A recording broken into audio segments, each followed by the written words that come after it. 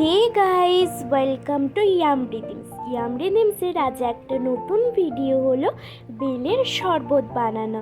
তো গরম তো প্রচণ্ড পড়েছে, এই প্রচণ্ড গরমে বেলের শরবত খাওয়াটা খুবই উপকারী একটা জিনিস। তো প্রথমে খোলাটা থেকে বেলের শাঁসটা আলাদাভাবে ছাড়িয়ে নিয়েছি, তারপর এটাকে মিক্সিতে ভালো করে পেস্ট করে নেব। ভালোভাবে পেস্ট করা হয়ে গেলে তারপর এর মধ্যে পরিমাণ মতো চিনি দেব আর পরিমাণ মতো জল দিয়ে দেব। এরপর এই বেলের পেস্টটা, তারপর চিনি আর জল যাতে তিনটেই একসাথে মিশে আসে সেই জন্য এটাকে ভালোভাবে গুলে নেব। তো দেখতেই পাচ্ছ এভাবে একটুখানি গুলে নেওয়ার পর এটাই করে নাড়িয়ে নেওয়ার পর এটা ভালোভাবে একদম দারুণভাবে মিশে গেছে। আর দেখতেই পাচ্ছ খুব সুন্দর একটা তরল শরবত হয়ে গেছে।